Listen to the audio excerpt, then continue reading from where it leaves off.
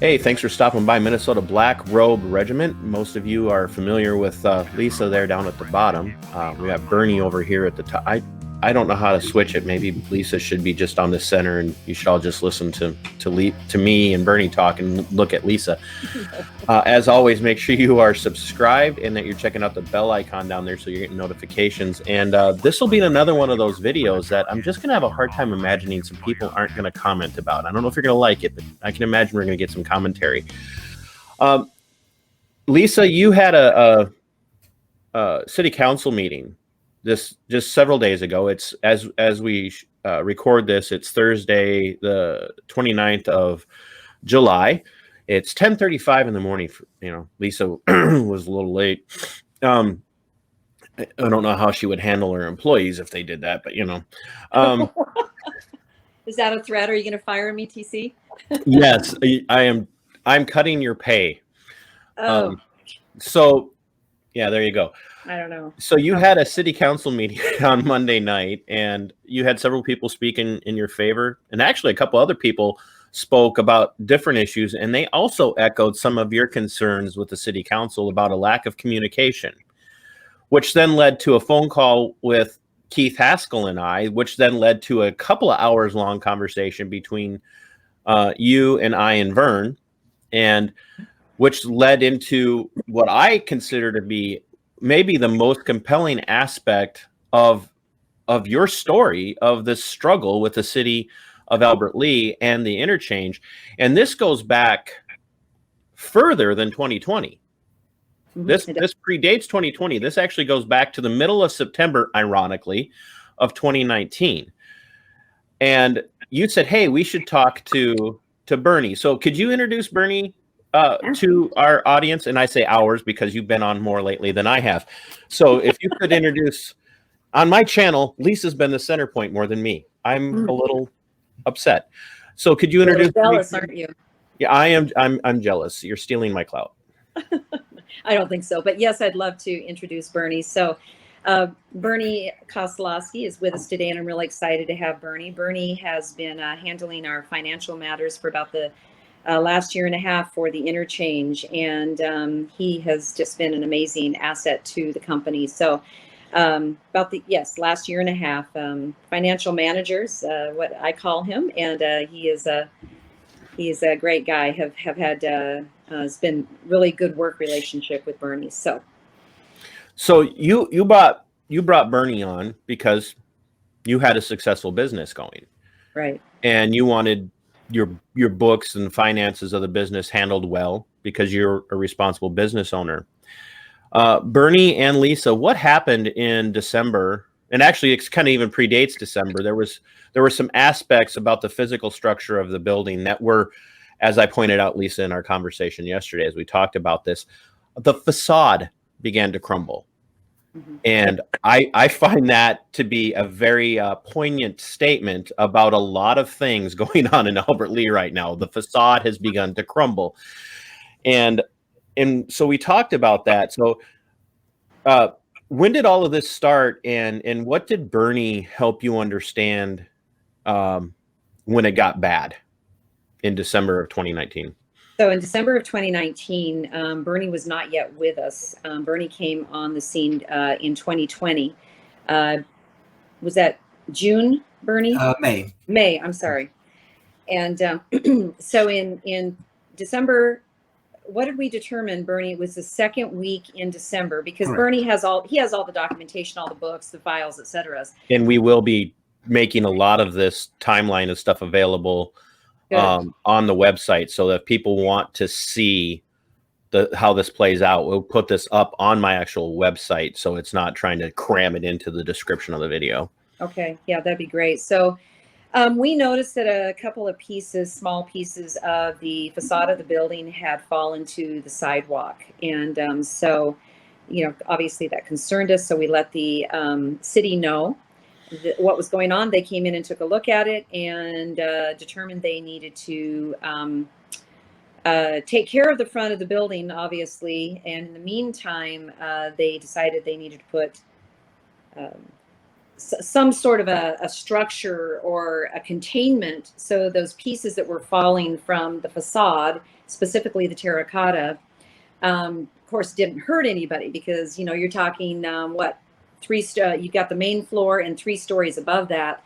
And so it could do some damage, right? So, of course, we were in favor of, yeah, let's protect our clients and keep walkers by and et cetera, et cetera. So, and that was specifically on the front of the Jacobson building, and that is the building that our business resides in on the main level and the basement. We have storage in the basement. That's not, you know, neither here nor there. So they put up a scaffold almost immediately, which all across the front, from basically the side to side, whatever, of our building, from border to border, where our building stops and where it ends, they put up the scaffold, and so it completely encompasses the front of our building.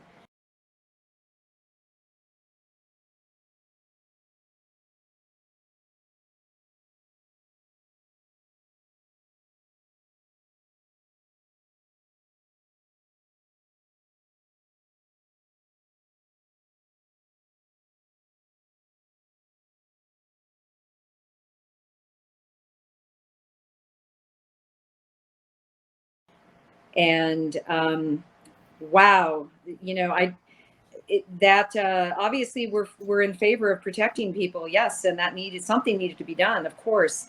What we didn't expect is a huge decrease in revenue. So before we get there, let's talk a little bit too about the Jacobson building. Okay. And Bernie and I discussed this a little bit as well pre-show. The Jacobson building is on the National Historic Register now. Yes. And understandably so. I struggle a little bit with anybody being able to tell people what they can do with a building that they own, but it is now on the National Historic Register. So just so people understand, the Jacobson building is owned by the city of Albert Lea. So there is a pre-existing professional relationship between the Interchange and Lisa's. Are you a LLC? Yes. Okay. So Lisa's LLC and the city of Albert Lea, there's a pre-existing professional relationship. As the property owners, they are responsible for upkeep of the building. Not only that, but it being on the historical register, they couldn't just fix the building. They couldn't just go up there and do patchwork like you could on a regular building. Because of the historical nature and being on the register, they had to find very particular people who are certified to restore the facade to its original appearance, correct? Correct. So that, under normal circumstances, is a long, drawn-out process. Yes. And because it involves a public entity like the city of Albert Lea, there has to be bidding and all of that stuff, yes, which, of course, doesn't happen overnight. Yes. So you knew this was going to be protracted. And then in March of 2020, after you've already got the scaffolding up, and this is very brief mention, the COOF restriction stuff comes into place and everything stops. So now go back to the day that they put the scaffolding up. What happened to your business? So the day they put it up, it was up. We did business that day after it was up. Actually, I believe they may have come after hours, if I remember correctly, and installed it. The very next day, we saw an immediate downturn in revenue, immediate, and it maintained. Bernie can actually speak to that as far as he's obviously the numbers guy. I'm not, but and so Bernie, you were able to look back on their business, even though you came in May of 2020. You were able to go back to December of 2019, and maybe probably other financial records, and you were able to compare a normative sales for that time frame, and you saw how much of a decline in a single day? That's exactly right. Just kind of looking at historical averages for December, January, and February, the 3 months that we had the scaffolding in place before COVID hit. So we're totally excluding any effects of COVID. Hey, Bernie, we say the COOF. The COOF. That's just, if you use certain words on YouTube, they flag you. So Okay. I've because they noted pick up that, Coof. so we say, yeah, he's writing it down. How do you spell coof? I don't care. Yeah. You'll have to edit that part COOF, out. the coof. But at any rate, it was at least a 25% reduction in revenue. I mean, which if you interpolate that over a year, I mean that's up to $100,000 in lost revenue. So I just say that again, 25% overnight, basically. Correct. That you said interpolate that out over a year is how much of a reduction in revenue? Probably somewhere around 100,000, and keep in mind we're 2 years into this, so yeah, so it's quite a significant hit to revenue, and I'm sure we'll get into this, but all we were really looking to do with the city was to seek to kind of share the burden. We're bearing a huge burden just because of the the condition of the building and the media actions that they took. We were just looking for them to share the burden and mitigate some of that by reducing or eliminating the rent. So Lisa, immediately you feel the pinch. Oh yes. You feel the pinch immediately. How long did it take you to approach the city to begin to have a conversation about this isn't right? Yeah, this is just want to say a couple of things, if I can. It's No. oh, okay. Yeah, just All right, moving on. no, say your couple of things. Yeah, no, I'm just, I want to be fair here. One of the city employees who's always worked with us since we've been in that building, as far as if there's ever needed to be repair, actually a couple of them, but one in particular, and if there was any restructural things that needed to be done on the interior or the exterior, anyway, whatever, they've always worked really well. These two individuals have always been very communicative with us. And we have had such a great relationship when there's been good communication. So in the beginning of this, the scaffold went up. We knew that, okay, we're looking at potentially a 2-year project, and it was explained to us. And we're like, well, wow, what choices do we have? They have to protect the front of the building, but okay, let's see if we can work through this. So when we saw that immediate reduction, huge reduction in revenue in one of our biggest months of the year, December, we immediately were hit with that, and knew that there's no way that we could survive this unless something was done. So what can you reduce? You try to you start thinking, where can we reduce? Where can we cut to compensate for this?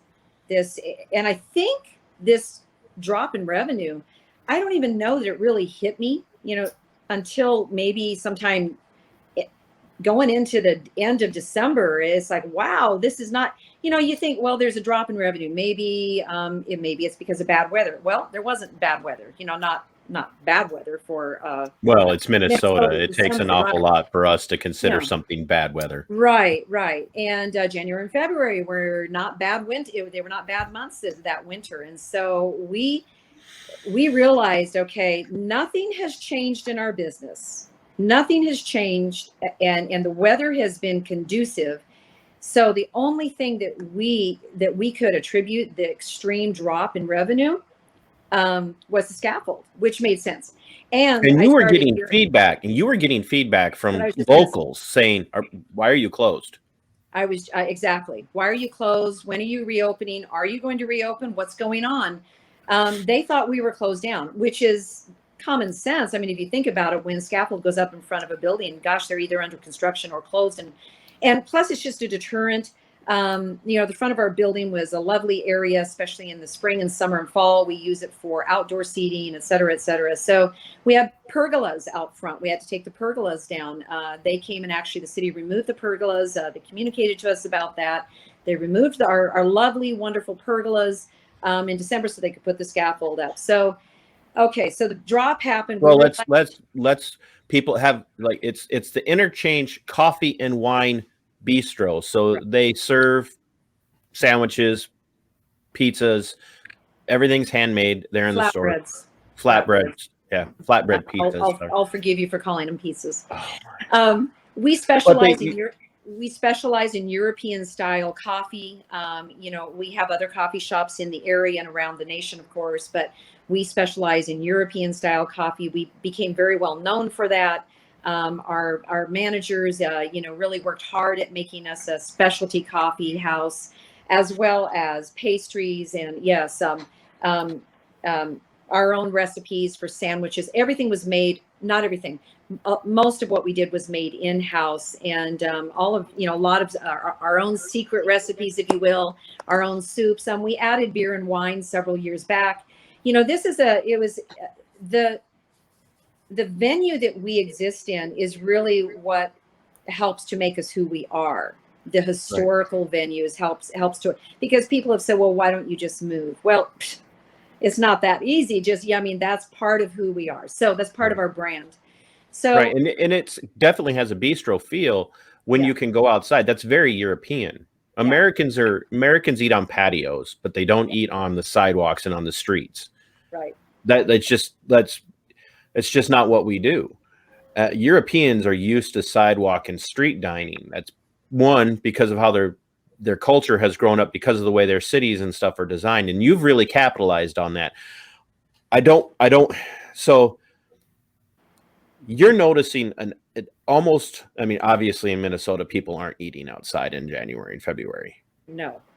But you notice an overnight shift. Your employees are hurting because now you're cutting hours. You're cutting staff. I know you had to start cutting staff at one point because of this. Bernie, when you walked into this situation in May of 2020, you look back, Lisa was already in the midst of some negotiations and whatnot. Can you take what Lisa said so far and kind of go back, looking at it almost as an outsider and coming in from December of 2019 until you come on board? Give us a overview, if you would, of what you were seeing. Yeah, I'd be glad to. So just first of all, let me just give you a little bit of background that I have a pretty extensive career in finance and in particular dealing with municipalities and issues like this and others. And, you know, general experience has been, you know, very positive relationships with municipalities, generally, you know, seek to work with businesses to try to provide for a, you know, favorable business environment and so forth. And I think that's kind of my initial experience. I know that Lisa had some initial interaction with a city manager, David Todd, and that seemed to be positive while it lasted. He's no longer exited the scene. And there was an interim city manager, Jerry, I'm going to look at his name here because it's hard to remember and pronounce, Gabrielitos. You got it better than I would have.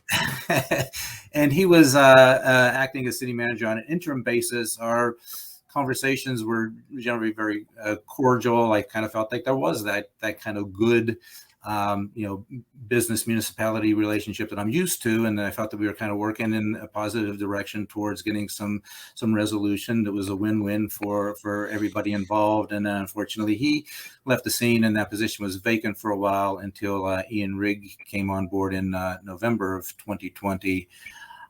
During that interim, there was some interaction with the city attorney, Kelly Martinez. And honestly, I think I could say that that's when I kind of noticed the relationship to begin to turn a little more hostile.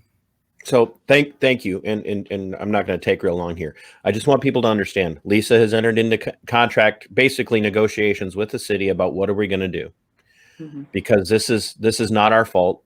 This revenue stream reduction is not our fault. This is not good for our business, which could ultimately be bad for the lease, be bad for the city. Restrictions for the COOF come in. Communication is kind of starting to break down. New city manager comes on board. Is it Ian Rigg? Yes. In November of 2020.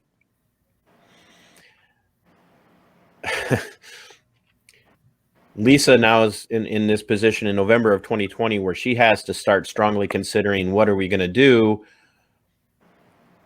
And now, and this is, so here's where we're going to have a kind of an eye-opening conversation.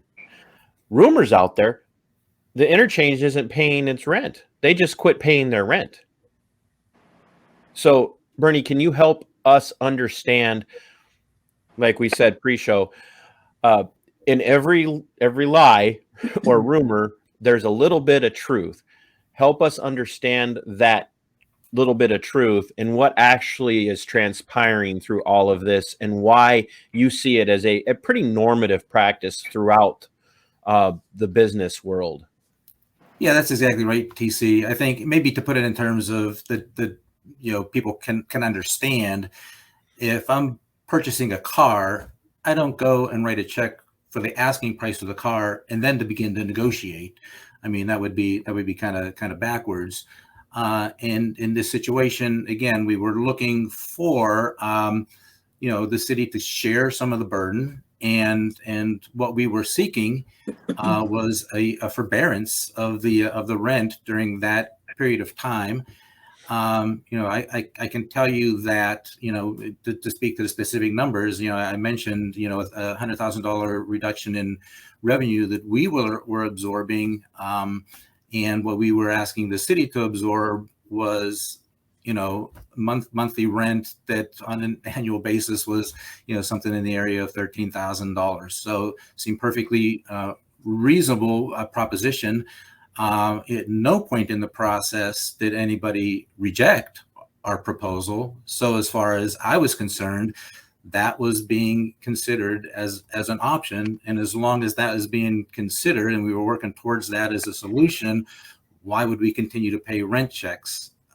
Would have made no sense. So, so there was just that period of time where, again, it appeared as if the resolution was going towards some sort of forbearance or forgiveness. And again, if the city had a problem with it, that would have been the time to issue us a notice of default. Right. That never happened, which again, to me is an indication that they were, okay with where we were in the process and the direction we were going. So Lisa, that money that you weren't paying for rent, you went out and bought a bunch of new cars, right? you bought cars. You went on like 18 cruises because you were like flaunting it, right? You were just throwing that money around because you're you're an entrepreneur and a capitalist. So, you're Satan. So I asked. I'm pretty sure that you told me that money might have been getting set aside to cover that.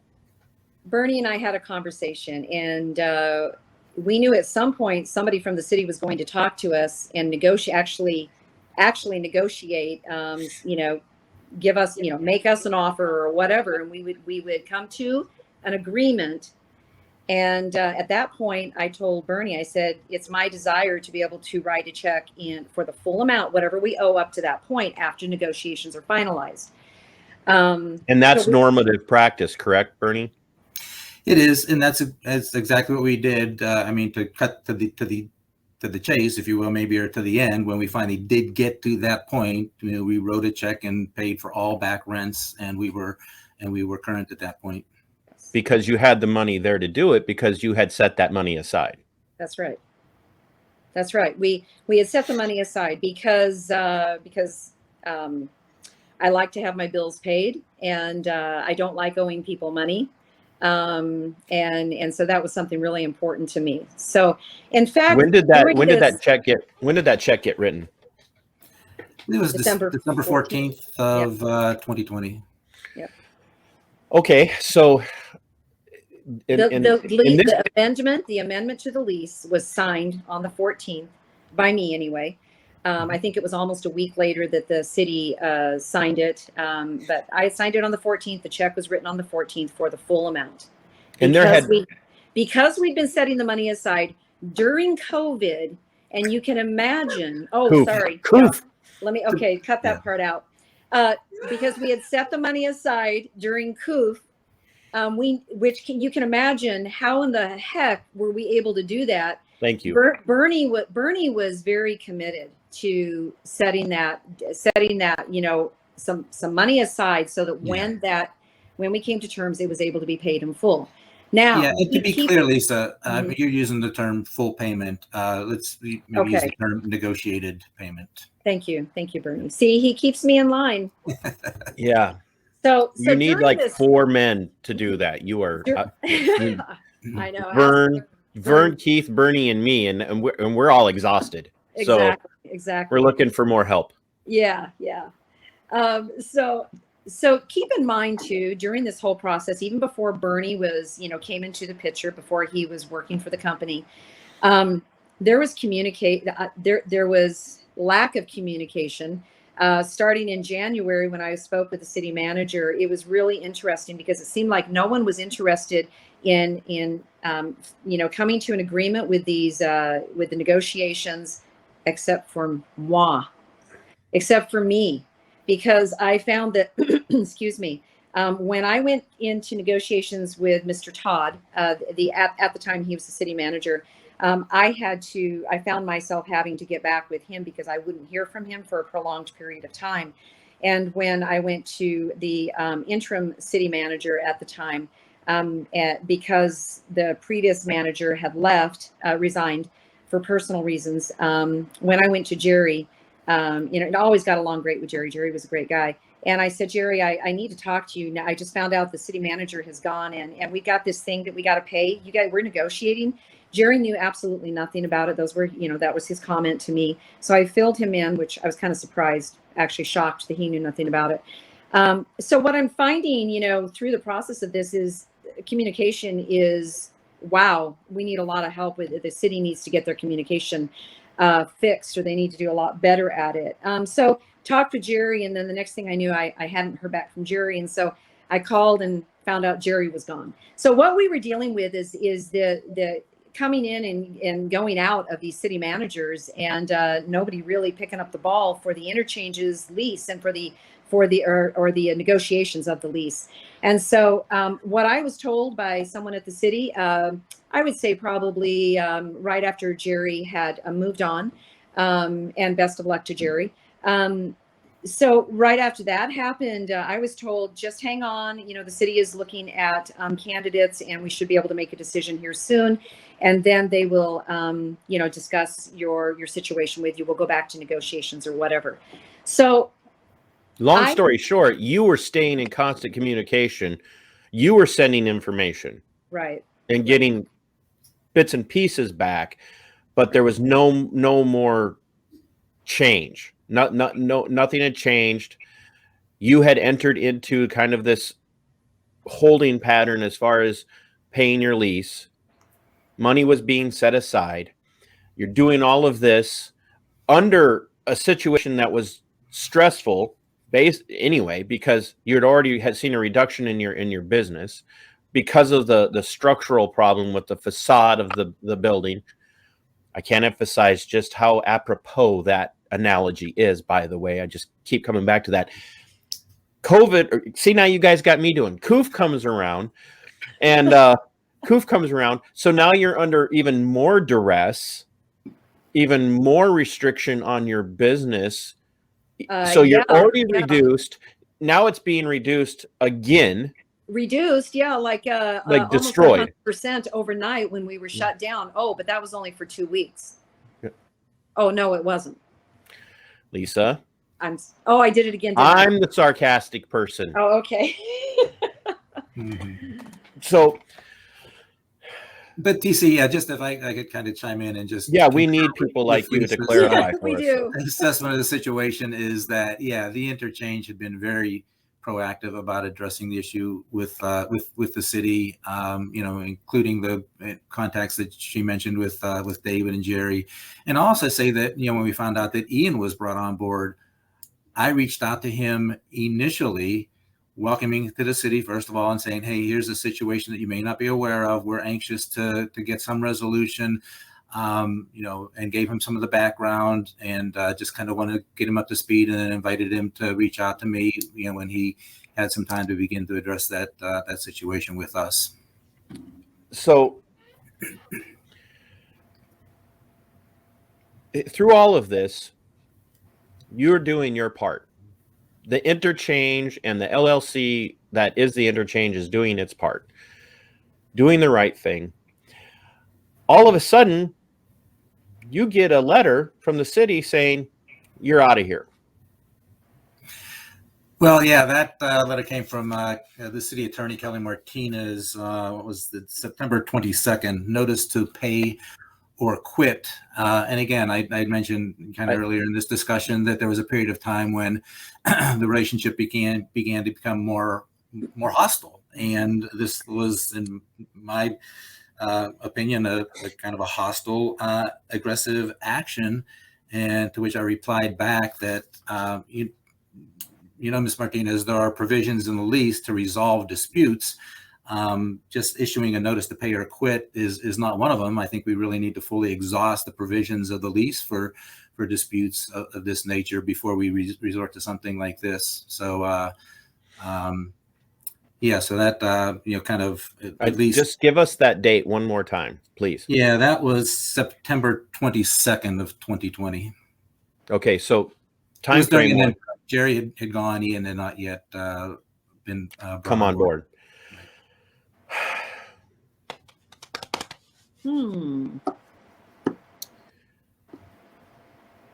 Something's going on here. There again, the opinions expressed by TC are his, but something is happening here. And you guys just heard Bernie say it had become a hostile business relationship. It become a hostile professional relationship. And when you look at where the Interchange LLC is under the assumption that it's in negotiations. September rolls around, we get a letter, not we, but a letter comes to the Interchange saying, pay or quit, get out. How much did that shock everybody? Lisa, Bernie? I think Bernie, did I not receive that and then I passed it on to you? I don't recall exactly. I think so. It was when I saw it, it was a shock. I think it came in the mail, if I remember right. I'm guessing maybe certified mail, but don't quote me on that. And I opened it up, couldn't believe it. It many things. It was shocking. It was upsetting, maddening. It was like, you got to be kidding. And here's why. Because at that point, we had been in the building or in that space renting for, what was it, about 6 years, Bernie, 6.5, something like that. And we'd always paid our rent. We'd always paid our utilities. When there was things that changed throughout our time in there. The space accommodations changed. We had a build-in of new bathrooms. And I mean, there was things that changed, right? But we were good renters, had always been good renters, always took care of the space, always, offered this great space for people. This space, offered people, let me just talk just a tiny bit about the community here and not to brag. I'm not a braggadocious type of person at all, but this is what we have: an amazing clientele base that we have. Before we got a few negative, reviews or whatever, and I think our rating is still really incredible. Yeah. But it was almost perfect, before we got a few negative reviews by trolls. But anyway, or whoever they were. So, this is a place where people had their baby showers, their wedding showers, their bachelor parties, their open house graduations, live music every Friday night. And some besides that, we had events, we had wine tastings and beer tastings, and we are a well-loved place in the community. You had international clientele as well. We did. That specifically traveled. Yeah, we had people come from European countries, and I would go out I remember I would go out on the patio, or they would be dining inside, and I would have this lovely conversation with these people from afar, from the other side, across the ocean, and they would tell me, this is like the things we have back home. We love, anyway, whatever. They loved it, and they would come back year after year to visit us. They'd fly into MSP, they'd get on I-35 and come south. We had bands that would literally, as they were going from the West Coast to the East Coast to perform. I remember one band, I think it was 6 guys, and they were pretty substantial band. They were not huge and well known, but they were growing, and they were coming from the West Coast, and they stopped off. They got off I-90 because they were Googling for a coffee shop, and there were a few coffee shops in town, but they wanted a coffee shop like ours, where we handmade coffee and all of that. So anyway, they came in. We had a lovely conversation with them, and these are just the things, not to carry on, but these are this establishment has meant a lot to the community, and because we've had an amazing staff and management, and I'm just the owner, but we've had some amazing people that come in and love what they do and work for the Interchange, and they've made it what it is today, or before we closed. That actually helps. In this will kind of bring Bernie in again. I mean, Bernie's so patient. You could tell he's an accountant. You noticed for a while you had a really strong support base, and you noticed a kind of a dwindling. Like, it seems like people are kind of like backing off, and I, to some degree, we get it. Minnesotans by and large aren't confrontation. We're passive aggressive. We're not Minnesota nice. We're passive aggressive. It's kind of like the old Southern thing of, oh, bless your heart, which means shut up and leave me alone. Minnesota's like, oh, okay, sure. You betcha. That's our response to that. But you notice that people that had kind of seemingly been in your corner through a lot of this, all of a sudden kind of disappeared. Kind of they regular customers. Obviously, you don't have any regular customers right now, but people had just kind of started to slink off, and you're not hearing from locals as much. You had a conversation with, and I'm not going to say their name, but an elected servant of the city of Albert Lea on Monday night after the council meeting said, well, yeah, people know that you quit paying rent. So basically the implication being that you're a fink. Now, obviously, that can't affect your business because your business is closed currently, but that does affect reputation. And I think that goes back to September when you guys got that basically it's a threat of an eviction notice coming, pay or quit, pay up or quit. Let's, Bernie, if you could detail for us 3 of the lies that have been propagated about the situation. Yeah, well, I think that the feedback we're hearing from the city is the reason for electing to not renew the lease are the non-payment of rent, which I think we've talked about, and I think that is very understandable and rational as far as the reasons for that, and the remedy and the resolution that we came up with, which at the time was agreeable and acceptable to all parties. The second one, I guess, would be an allegation of a lapse in insurance. That is simply not true. We did have a carrier that dropped our coverage as of midnight on February 24th of 2021, but we had coverage in place immediately beginning on February 24th to take its place. So no lapse. So there's technically no lapse. No lapse. Because for there to be a lapse, there has to be a certain time frame, correct? Yes, where there would have been no insurance. Well, I mean, one of the requirements of the lease is that we carry insurance, certain minimum insurance requirements. And so based on there was a lapse in insurance coverage, you can verify and you can provide documentation that shows that there was, if you want to call a lapse from midnight to 9 a.m. in the morning. No, it wasn't even that. Nope. Well, but my point is like, if that's literally what you call a lapse, then every single time somebody switches insurance companies for their car, there's a lapse in their insurance and they're now broken the law. But so there was technically no lapse at all, but that's being used, and it's demonstrably untrue. Absolutely. And we have the documentation to prove that. And the third argument. And so does the city. The city has the documentation to prove that as well. So why is the city telling me that there was a lapse in insurance? Somebody's not doing their That's homework. exactly true. They receive copies of the certificates of insurance Yes. for the Yes. policy. I have a funny feeling Bernie would not miss that one. Something tells me Bernie has all his ducks in a row. Yes. In fact, I have a funny feeling Bernie's office is probably neat.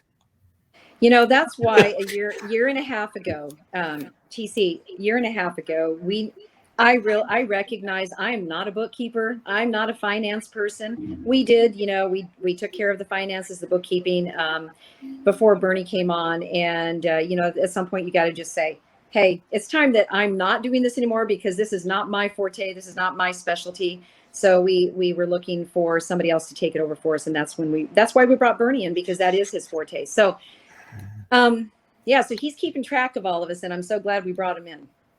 Right. I'm You so might glad have he missed came to you work might with have missed the insurance thing. us. That the insurance She thing, it wouldn't wouldn't have. have been No, TC, she intentional. wouldn't have. Well, but you know, it's when you're, especially in February of 2021 with everything that was going on, that insurance thing would have been almost like the last thing on your mind. Very, very thankful you had Yes. help. I'm thankful you had Bernie.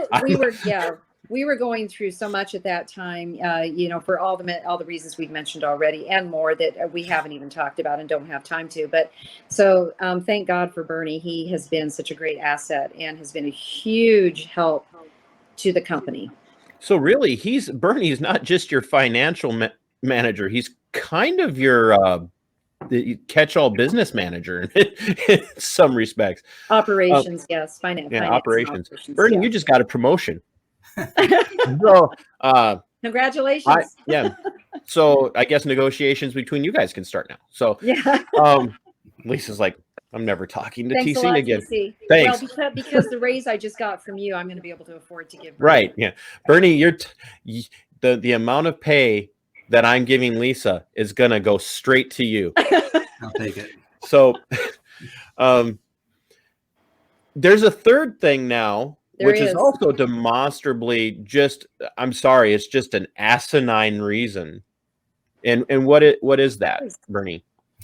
Well, that is again what we're hearing. So some of this is kind of word of mouth, possibly hearsay, but that the construction of the building, the repairs are going to restrict access to the building, and therefore the space is basically unusable. And I think the rebuttal there is that there were periods of time, including when the previous owner of the Interchange, just several months before Lisa bought the business, where there was work being done on the street. I don't know the exact nature of it, but at the front entrances to not only the Interchange, all the businesses up and down that road had no access to the front entrances to their buildings, and because there was no street. There was no street. They tore out the street. They were working on the sewer system, and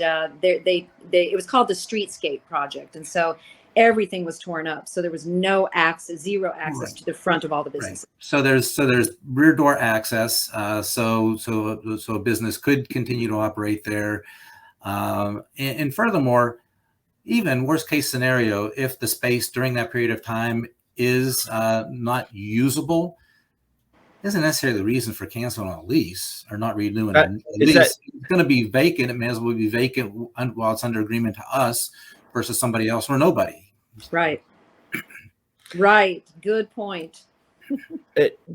But in your original lease, and then in the renegotiated lease, is it even in any language in the lease that says we can terminate the lease if there's got to be work done on the building? I mean, that's TC's oversimplified way of saying it, but is there anything that even indicates that? There is language in the lease if the space becomes unusable for the stated purpose. At that point, that's a big difference. It gives the tenant the option to exit the lease. It does not give the city the option to exit the lease. So in other words, it's basically holding the city accountable and saying you need to maintain this building in such a way that it's conducive to us conducting a lucrative business, or we reserve the right to exercise a termination for our own financial well-being. Correct. That's basically what that's doing. Yes, exactly. Did I get it? Did I get it? You got it. TC, Mike, I get smarter every time I talk to somebody. So TC, just to clarify, excuse me, you mentioned word of mouth hearsay, and yes, there was some word of mouth and hearsay, and I understand, the conversation when we received the notice of, and I'm not sure, Bernie, if you have that in front of you or not, but the exact language, I don't remember. It was notice of termination of lease agreement or notice of non-renewal. Anyway, whatever it was. When we received that, the signature on that notice, there was only one signature, and it was the signature of the city attorney. And so, which, whatever, maybe that's par for course. I thought maybe there would be more signatures on there, just like there is on our lease agreements and amendment agreements. Anyway, I said, okay, who do I need to talk? I called the city. Who do I talk to about this? They said, talk to the city attorney. So I did. And so from the city attorney's mouth, and then after I talked to the city attorney is the one that she gave me the reasons why they were terminating the lease, and which kind of challenged her because we had already previously talked about. And when did this conversation take place? This would have been probably the day after. I think maybe the day or 2 days after we received the notice. So September of last year. No. This would have been June of this year. Oh, yes. Okay. So this is all now. So now this conversation. Holy smokes! Yeah, you didn't know that. I'm sorry. So you had this conversation in January in the midst of all of the other things that are happening, which are predominantly the criminal charges that have been filed against you. We had the conversation in June. Oh, in June. Yeah, that's why we received the notice that the city would not extend the term of the lease. Right. That was in June, after the fact, yes, of all these. So last month. Yes, last month. You had to have a conversation with Ms. Martinez. Yes. In light of all of the other things that are going on. Yes. And at no point have they tried to terminate your lease because of the criminal activities? Alleged criminal activities. That's why I know. I just like doing this sometimes. I can't say why they're terminating or trying to terminate the lease. I can't tell you why. Well, they're telling you these are the reasons why. These are the reasons, but none of them are legit. I mean, and none of them have anything to do with that's the a misstatement. The lapse of insurance is an absolute lie. Okay, that is fraud. Okay. And so anyway, so I talked with the city attorney. I got nowhere with her real quick, as you can imagine. And so I asked her, I said, who made the decision? Whose decision was this to terminate the lease or to not renew the lease?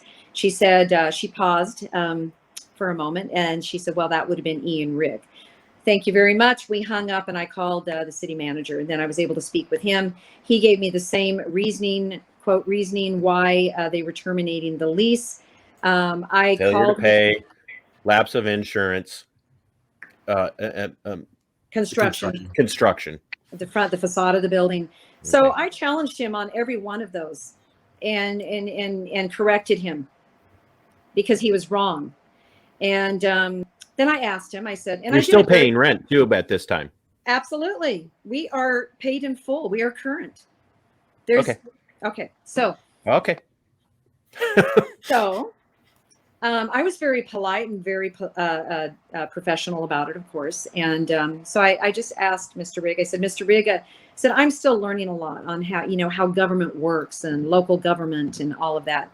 So can you answer a question for me? I'm wondering, did you make this decision on your own? And yes, he did. He said he made this decision on his own regard, unilateral, whatever. And I said, so do you have the authority to make a unilateral decision in regards to my lease? And he answered, he said, yes, I believe I do. I said, can you cite that for me, please? I'd like to see that. And he said, yes, I can do that for you. And he actually tried to find it for me while we were on the phone, but it wasn't coming in that quickly. And so he said, he told me, he said, if I am in error, I will correct that error. But if I can find it, I will send that to you. The very next day in an email, he, which Bernie has as well, of course, he sent me. I'm going to need that in a document. So he sent me, the city manager sent me his authority to be able to do what he did. When we dug into it, it's the city charter. Anybody can go there. I believe it was city charter index or rule number 6, and you can read, and we can share that with you. I've shared it with the city council. I've shared all of this with the city, or a good portion of this with the city council members. So long story short, city charter doesn't really technically allow him to do this. City charter absolutely does not allow him to do this. There's nowhere in there that allows him to do what he did. Okay. All right. He has authority over purchases and contracts. And if you read it, those contracts, we're talking about purchasing contracts or purchase contracts. And probably even technically, probably in the negotiation process with like public sector union negotiations on contracts, where he would be the representative of the city, but ultimately, even in that situation, that probably comes down to the city council having to make that decision. At best, what he's allowed to do in my situation is take a recommendation to the city council and seek their approval. Yes. And that never happened. That never happened. And that was So, what was told to me by city. So what I'm gonna say here, Lisa, and I'm gonna go back to Bernie here for a second. Well, can I say one thing? Can I say one thing, TC? You always ask, and then you just say it anyway. So why even ask? So I don't know. TC, I need to make a statement. I just want to be clear here. When we found out that the city manager was not correct, we corrected him. We sent him a professional email with, again, respect is very important. So we sent him an email. We corrected him. We told him that what he was using was not valid. It did not pertain to my situation. And you can't just make up rules as you go along. Okay. And that's what so many of our officials are doing, is they make up these rules as they go along. Servants. To fit their narrative. Right. They're the elected servants. Thank you. And we said, no, we're tired of you guys getting away with this. And we're just going to have to start holding you accountable. So he got that letter, and basically that makes his unilateral decision to terminate my lease. It makes it null and void because he doesn't have the authority. I've not heard a word from him since. Great. Okay. Thank you. No. Don't. I'm going to say something here, and then I'm going to actually put Bernie on the spot, because I know he has some personal feelings about all of this. He's been very professional so far, but we're going to put him in a spotlight in a positive way. Lisa, you need to request an administrative hearing on this. This needs to go to an administrative hearing, and you need to demand that. None of this has anything at all to do with your defiance of the governor and his COOF restrictions here in the people's state of Marxisota. This is all a separate issue. And the fact that they will not talk to you about it, they will not hear you out, they will not put you on the agenda to talk about this and whatnot. You need to continue to go to them for your redress of grievances. But now you need to figure out what an administrative hearing like this is going to look like. You need to get that done, and you have a right to that. And the city cannot fight that. So please, find somebody today. It's not me. I'm not that kind of person. But find somebody today to get that done. Call Keith. Keith can probably help you figure out how to get that done. You know how smart he is. Yeah. I wish I was Keith sometimes. Bernie, you and I had a conversation while we were waiting for Lisa, but it was good for me to be able to hear you uh, you have some personal views, not about individuals. Like you don't have personal feelings about them, but you have some personal views that actually prompted you to write a letter that I believe you're planning on submitting to a local media source. But I would like to hear from you what your perception of the business environment with the city of Albert Lea looks like, and compare that to some of the things you know that are taking place in southeast and southern Minnesota.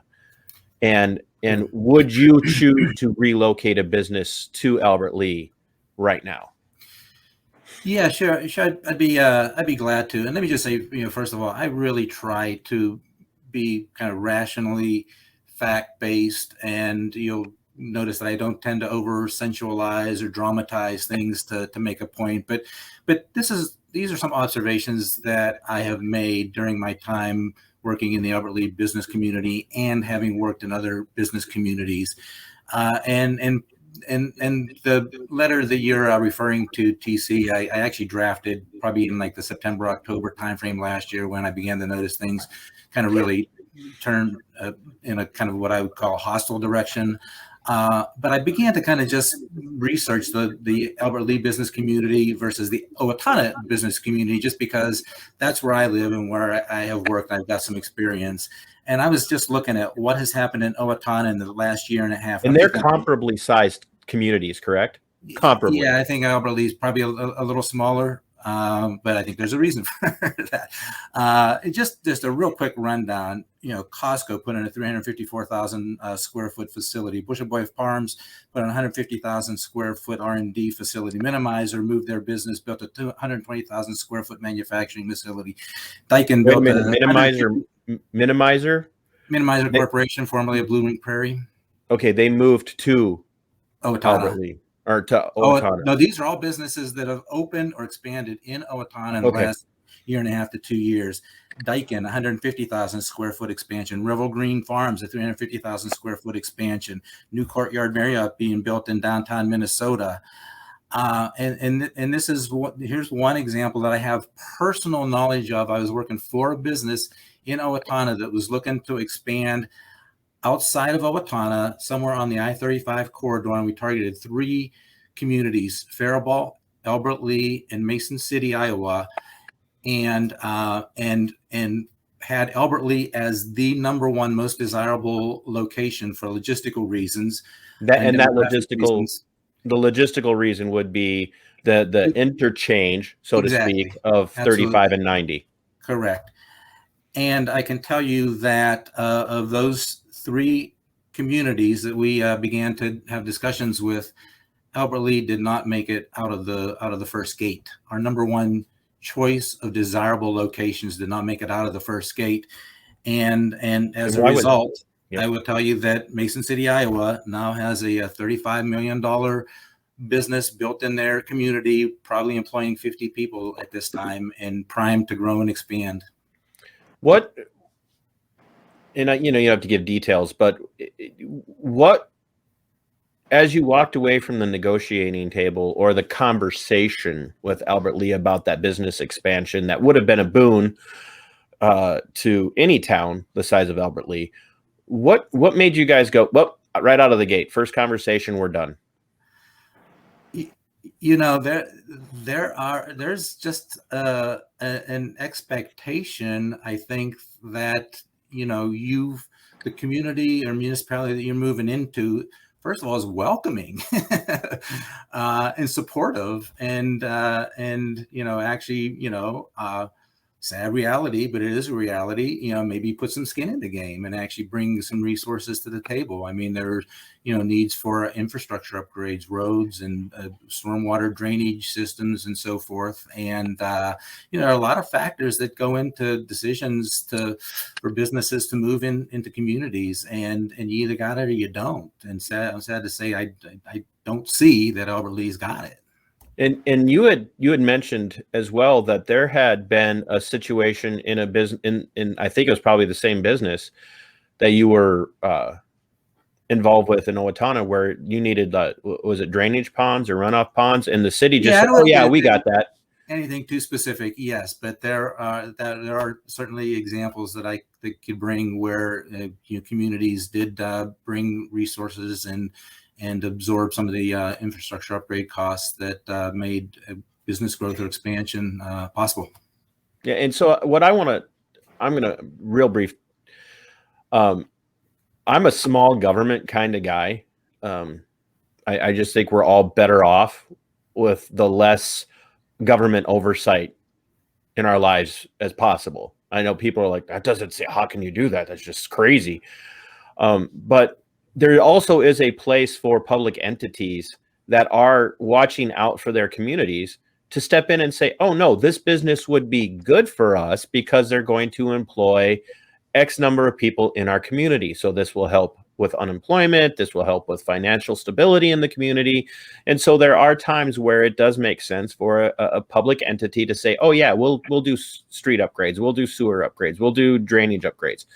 We'll do things like that. And we saw that play out here just a couple of months ago with the city of Albert Lea giving a tax abatement to Mrs. Jerry's for an expansion. But the requirement is the 3 administrative positions they're creating, and that's it. So, like, there are no requirements about the number of jobs they have to create, just the 3 administrative positions, which ultimately don't really, 3 administrative positions don't do a lot for a community. And that's what I'm trying to get, I want people to see, is that we got a tax abatement for Mrs. Jerry's, but another business is just like, you don't play ball, we're done. We're not going to come back to look at this town as an option. Yeah, I don't know the details of that, but I'll give them the benefit of the doubt and assume that that's because you're nicer than me. That was a good pro-business decision that they made for on behalf of Mrs. Jerry's. I agree with that. Mrs. Jerry's is a very important part of our community. Absolutely. So, I was so happy to hear that they approved the abatement. So that was fantastic. That's pro-business. Right. All the while, for some businesses, some of us are being destroyed. So, well, and this is not the first time I've heard this story. There might be different parameters, but I've heard that there have been other situations in Albert Lea where decisions were made that were very much anti that particular business for different reasons, and people are going, it's kind of bunk. Bernie, you have stated, and you don't have to mention any names if you don't want to, but you've stated you feel like there's almost somebody that has an agenda. It feels that way to you, not just in the situation with Lisa, but just kind of across the board, that this is a very hostile perspective on the part of someone within the city government of Albert Lea towards business, because you can't explain what's happening, can you? That's a good question. I don't know that I would necessarily go that far to say that they're. That's just my hyperbole. Yeah, that they have some sort of hidden agenda or some sort of hostility. I mean, that can be the case, but also be the case that they're just not very good at it. They're bad at it. Which is almost worse. Yeah. It's almost worse if you're just bad at it and you don't recognize it. You're like, somebody should be going, as somebody around you should be going, that's like if you find out that the surgeon you're working with has really bad hand tremors and you just go into surgery with them anyway, and I'll just try and fix it after he leaves, because that, at that point the damage is done. If you were looking at this, Bernie, and saying for the future of the interchange,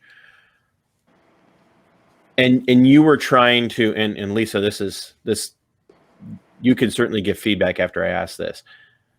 Does this feel almost like an insurmountable burden for the interchange and the LLC that's the umbrella over it? Do you just feel like the deck is just being stacked every single day? Because every time I look at these situations, more and more keeps coming out, and it's just like there's this pressure coming from so many different directions. And it's like, how do you fight that? How do you fight that mechanism? How do you fight that machine? Does it feel almost unbeatable right now? Yeah, can I just speak to that, Lisa? Yes, so I would say this. I mean, obviously, it's been an extremely difficult time for businesses, over the last year and a half, 18 months. And we have, during the course of that time, had to have, discussions that were difficult to have. And, during the worst of COVID, even aside from all the issues we're talking about with the building infrastructure and how that affected the business, where we had to talk about, what direction should the business take, and considering all options, I asked Lisa, how hard would it be for you to close the interchange? And her emotional reaction, she didn't have to say a word. I knew that was just so incredibly important to her, and that she had a ton of fight left in her to make that business survive and be successful. And and yeah, you're correct, TC. They're just incredible, insurmountable obstacles. Even issues with the city aside, but put those on top of that. And it's a fight. It is a real struggle and a fight for any small business owner. And I can tell by Lisa's reaction, I'm still, touching on some emotional chords there. Bernie, you did it again. Reaction tells a story. She got a lot of fight in her, and a lot of desire, and a lot of ambition to make this thing successful. What's it mean to you to be working alongside somebody like Lisa? I have so much respect for Lisa and her family. She's got so much courage. She's very intelligent. She's got a great business mind, and she's got the ambition, the fire in the gut, the drive. I mean, she's got everything that a successful business person needs to survive. It would just be great if she didn't have to also overcome unnecessary obstacles. Bernie, what would you say to other business owners, small business owners in Albert Lea, which are, let's just be honest, the ones that have survived? And there are a few small businesses in the town. I mean, probably a lot more than I'm even aware of. But what would you say to the small business owners in Albert Lea if, you don't have to agree with Lisa, right? You don't have to agree with her position. You don't have to agree with what she believes about politics and worldview and all of that. You don't have to agree with if she's a Christian with her Christianity or not. But would you be willing to just publicly say you should be standing with the Lisa Hansons, because if they can do this to Lisa, they can do this to you?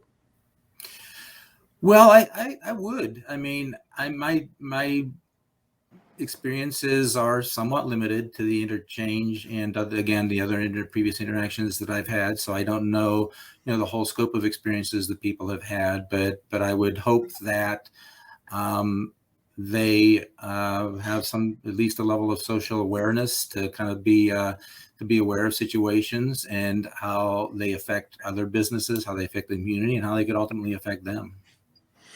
And so, Lisa, this is going to be a surprise to you. And Bernie, thank you for saying that. So I am working with some people that Lisa knows, but she doesn't know that I had put this out there, and this is going to be going out to other people. We're going to be starting a campaign in Albert Lea of people who are familiar with the situation of what's happening, and in particular with this lease situation, to be reaching out to local but to local businesses in Albert Lea and asking them to put signs in their windows and on their doors that say, "We stand with Lisa." And we're going to encourage people to have the conversation. Look, you don't have to agree with Lisa, but if you're a business owner, if you're an entrepreneur, it's in your interest to stand with her. And this, more than anything, I'm going to say what Bernie won't, because Bernie's nicer than I am. This is BS. These reasonings for for the reasonings for terminating this lease, the way that it's done has been BS. It is an assault on an individual that, I'm sorry, I don't care what anybody says, is clearly personal. My involvement with Lisa in this situation and encouraging her has been personal against any single person that we're seeing this fight take place with. It's all about public accountability of servants, elected and appointed. And it is in the best interest of every business, locally owned business in Albert Lea, and even the big box places, to stand with the Lisa Hansons, especially the Lisa Hanson of Albert Lea, because it says so much about the overreach and in the stranglehold that public local government entities have on the life and the survival of businesses in that community. And so I would encourage people, if you hear this, contact those businesses and say, we want to do business with other local businesses, but we want to see you take a stand for Lisa, whether you agree with her politics or not. Take a stand for another business owner, because it's good for all of us. And so we're going to be pushing that out there. And Bernie, any information that you think is going to be helpful for public dissemination, what you do have. I love the timeline that you put together. I'd love to see those emails, by the way, those are all public because they're going to public servants. I'd love to see those emails that detail all of this. Absolutely. We will put it up on my website, and we'll get it out there as much as possible. Lisa, like I said, you got to pursue this administrative hearing. Mm-hmm. And I'll be coordinating with everybody else on this other campaign, because that's all we can do. We don't have the power of government behind us. We have to have the power of we the people behind us. Right. And there are other ways to fight this in the courts and hearings and whatnot, but we still need to get the community back to understanding that Lisa's not this negligent, delinquent, derelict business owner who's just thumbing her nose at all the stuff that's not related to mandates and whatnot. Lisa, what would you say to Bernie right now? You might as well just take your glasses off because I know what's coming. So. And then to the community, but Bernie first. Bernie has truly been a godsend, and we couldn't pay Bernie enough. No, the support that he's more negotiating power for you, Bernie, by the way. the not just the work, but the true support there and what he brings to the table. Sometimes when you offer a position and the position is accepted, sometimes it doesn't go so well. And it was like, that wasn't the right position for that person, or that person wasn't the right one for that position. But in this case, Bernie has been such a asset and blessing to the company and to me and to my family. So my hat's off to Bernie. Thank you. He's the one that keeps everything straight. So and he's very rational. He has a level head, and you know me, I can get a little bit excited. So thank you, Bernie. TC, that was a surprise. Thank you. I don't even know what to say to that. We're these hardworking entrepreneurs. My husband and I have been for decades, and we love Albert Lea. I don't love what's happening at the leadership level, the government level of Albert Lea right now, but we love Albert Lea, and I'm not willing to give it up. We have businesses in town, and we've been in town for a very long time, for over a quarter of a century, and I know some people have been here longer than that. We've raised our family here, primarily here in the area. We have 8 children and 9 grandchildren and 2 on the way, so 11 grandchildren, and many of them are in the area. And we love our beautiful city. We love the people of our city. We have so many friends here. We have business associates here. We have experiences, history here, and man, I could go on and on. We don't want to uproot and leave because government is coming down on us. They're blasting us. They're blasting me, and I'm just not that person who will, with my tail between my legs, will just take off and run. I can't do it. I have fight in me for right reasons, because what's happening to the people is not right. It's wrong. Tyrannical leadership is never okay. Usurpation of power has to be kept in check. There's got to be accountability. And as I have become aware, TC, as you know, I've not been educated in the Constitution, Declaration of Independence, et cetera, et cetera. I didn't even know what common law was. But as I've been getting educated, my eyes are being opened, and I'm seeing what's happening to me can happen to anybody, and that's not okay. And what about our children and our grandchildren? What about your children and your grandchildren out there listening, audience? We have to stand up. We have to fight. We have to say no. And it's painful, and it's yucky, and it feels bad.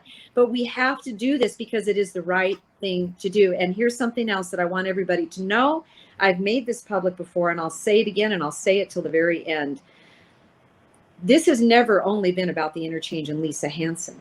If it had been, I wouldn't have done it. Are you kidding? No way. The price that has been paid for what we have done, there's no way it would have been worth what I'm going through, what my husband and I are going through, what our family is going through. There's no way. It was not worth it. We are doing this for Albert Lea, for Freeborn County, for the state of Minnesota, and for the most amazing country on the planet, the United States of America. Why are we doing this? Because our eyes have been opened, and we cannot say no to our liberties and our freedoms. We have to say yes. We will fight for these things. We will stand up against the evils. We will stand up against the tyrannical leadership. And yeah, there's threat of arrest. I've been arrested. I've been to jail. I never imagined. Not me. I'm a rule follower for the most part. But when and I am a law follower, by the way. I've not broken the law.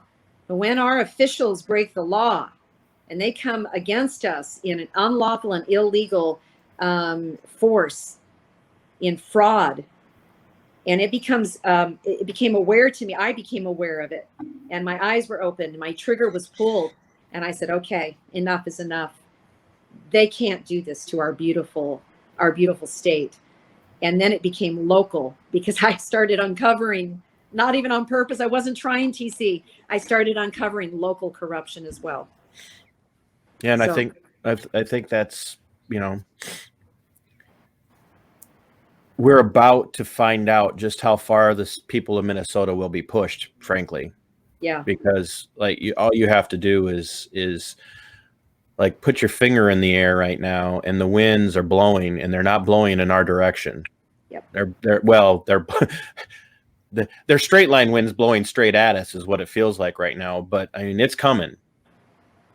And that's what I want other people to understand.